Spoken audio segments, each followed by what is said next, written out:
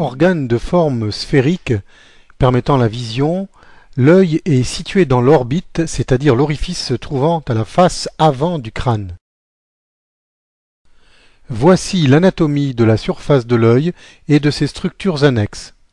La commissure latérale des paupières, l'angle latéral de l'œil, la paupière supérieure, l'iris, la pupille, le blanc de l'œil correspondant à la cornée, l'angle médial de l'œil, la commissure médiale des paupières et la paupière inférieure.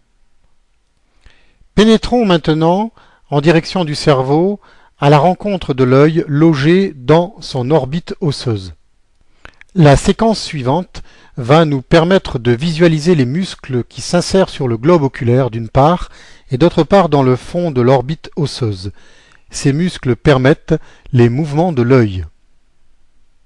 La flèche nous indique successivement le droit supérieur, l'oblique supérieur, le droit médial, le droit inférieur, l'oblique inférieur, le droit latéral, la trochlée permettant le glissement du muscle oblique supérieur. Les muscles que nous venons de décrire permettent d'une part le mouvement de rotation externe que nous venons de voir et le mouvement de rotation interne qui est en train d'avoir lieu. Vus sous un autre angle, voici à nouveau les mêmes muscles qui permettent également de regarder vers le bas et vers le haut sans avoir à bouger la tête. Vu d'en haut, il s'agit des muscles droit supérieur, oblique supérieur, droit médial, oblique inférieur et droit latéral. Vu d'en bas, il s'agit des muscles droit latéral, oblique inférieur et droit inférieur. Supprimons virtuellement les muscles qui s'insèrent sur le globe oculaire ainsi que l'orbite osseuse pour ne garder que le globe oculaire proprement dit. Une à une, les trois couches qui se superposent et qui constituent en quelque sorte la coque de l'œil vont s'ouvrir afin de nous permettre de mieux comprendre l'anatomie intime du globe oculaire. Un schéma explicatif vient remplacer l'image réelle. Il montre la cornée, la chambre antérieure de l'œil, l'iris, le cristallin. La zonule ciliaire ou ligament suspenseur du cristallin ayant la capacité de rétrécir le cristallin ou de le dilater. Celui-ci est relié au muscle ciliaire par les ligaments suspenseurs du cristallin, permettant ainsi l'accommodation de la vision. Le corps ciliaire dont nous venons de parler et sur lequel sont insérés les ligaments suspenseurs du cristallin. La sclère qui correspond à la véritable coque de protection de l'œil. La choroïde.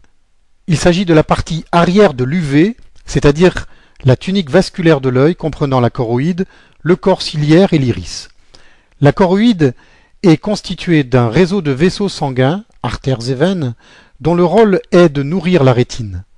La vascularisation artérielle de la choroïde se fait par l'intermédiaire de l'artère ophtalmique et plus précisément par les artères ciliaires. La rétine. La rétine constitue la membrane la plus profonde. Elle est tapissée de cellules sensorielles. Il s'agit des cônes et des bâtonnets. Ce sont des cellules qui servent de récepteurs à la lumière et qui auront pour rôle de transformer la lumière, autrement dit, l'image perçue par l'œil en un influx nerveux. Cet influx nerveux, provenant de ces cônes et de ces bâtonnets, une fois transporté au cerveau, donnera une image visible après avoir subi une interprétation par le cerveau. La fovea centralis est l'aura serrata située entre la partie avant de l'œil et la rétine. Le nerf optique. Le corps vitré, appelé également vitré, il s'agit d'un gel transparent remplissant le globe oculaire dans sa quasi-totalité. Le corps vitré constitue en quelque sorte le volume de l'œil et se trouve entre le cristallin et la rétine qui tapisse le fond de l'œil. Et pour terminer, le canal hyaloïde correspondant aux vestiges d'un ancien vaisseau. Pénétrons maintenant à l'intérieur de l'œil et plus précisément dans sa partie antérieure. Nous distinguons la face postérieure de la cornée, la pupille, l'iris, le cristallin, un des ligaments suspenseurs du cristallin, l'ora serrata qui, rappelons-le, correspond à la partie avant de la rétine, la sclère en gros plan.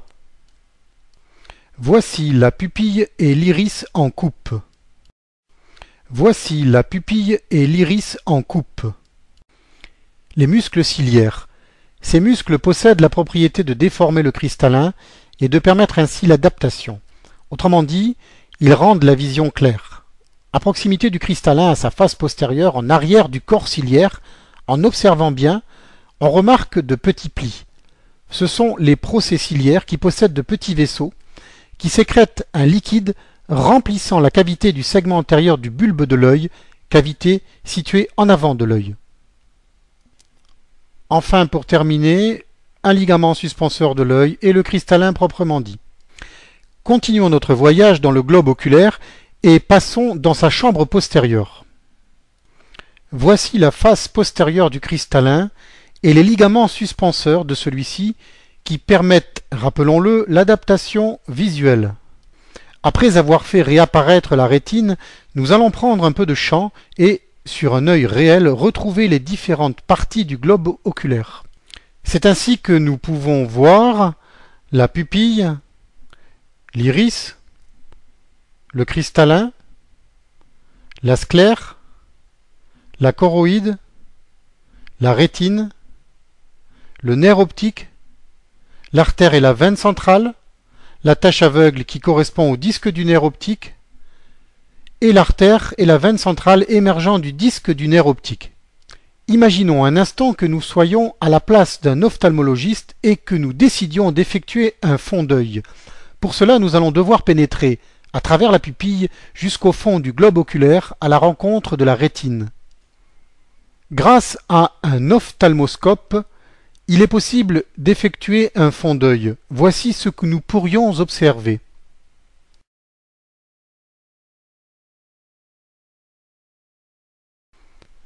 Le disque du nerf optique, les artérioles et les vénules nasales supérieures, les artérioles et les vénules temporales supérieures, les artérioles et les vénules nasales inférieures, les artérioles et les vénules temporales inférieures. La macula, qui correspond à une légère fossette située au centre de la rétine, c'est à cet endroit que l'acuité visuelle est maximale. Le nom de tache jaune vient du fait que cette zone possède une coloration jaunâtre par rapport au reste de la rétine.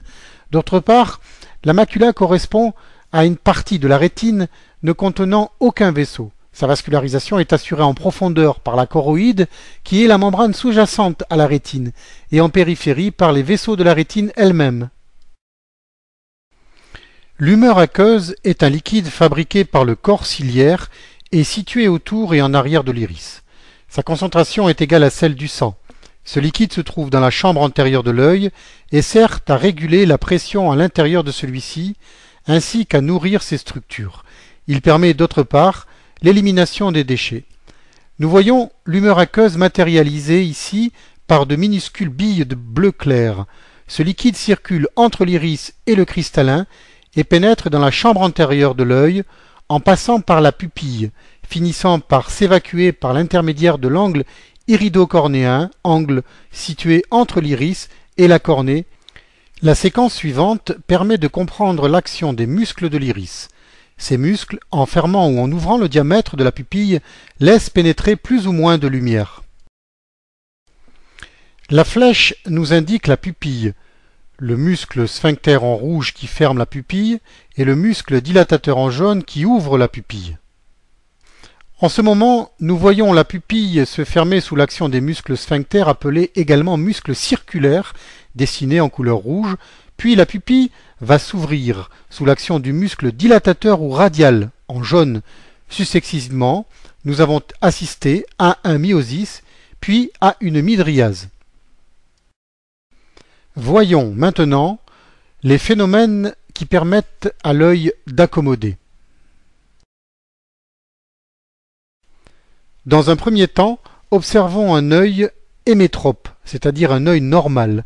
Dans ce cas, les rayons convergent exactement sur la rétine tel que le schéma nous le montre. Voici maintenant un œil myope, autrement dit un œil allongé par rapport à un œil normal. Autrement dit, les rayons vont converger en avant de la rétine. Dans un œil myope, la lumière qui provient des objets éloignés converge avant d'atteindre la rétine, puis diverge, s'écarte à nouveau. La correction d'un œil myope nécessite un verre concave tel qu'il est dessiné sur notre schéma. Ceci est un œil hypermétrope. Dans ce cas, la lumière qui provient des objets rapprochés converge à l'arrière de la rétine, c'est-à-dire trop loin. L'œil hypermétrope nécessite une lentille biconvexe pour être corrigé.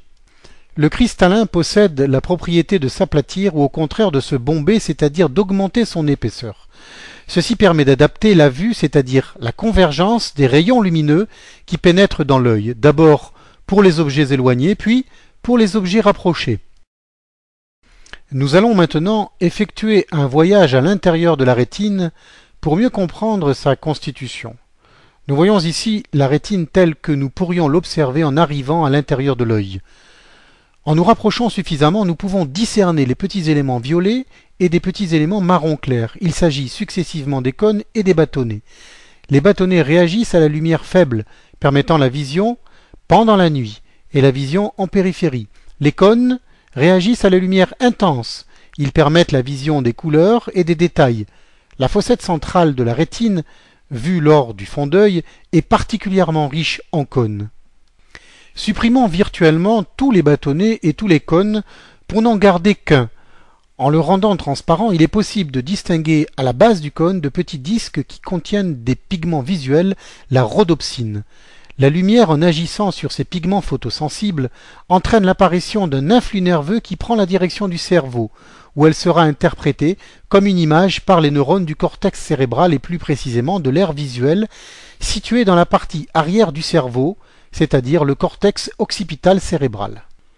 L'ensemble des cônes et des bâtonnets convergent par l'intermédiaire des axones des cellules ganglionnaires à l'intérieur de chaque rétine vers le cerveau. Nous voyons ici les neurofibres issues de chaque rétine se rejoindre pour former les deux nerfs optiques en partance pour l'aire corticale cérébrale occipitale où l'influx nerveux visuel est traité. Ce que l'on appelle le traitement cortical de l'image perçue par l'œil fait intervenir des neurones du cortex de l'aire visuelle. Ces neurones reçoivent les influx provenant des cônes et des bâtonnets de la rétine. Cette séquence finale nous montre les deux nerfs optiques indiqués par la flèche. Le chiasma correspond au croisement des deux nerfs optiques et le tractus optique pénètre à l'intérieur du cerveau en direction des aires corticales visuelles.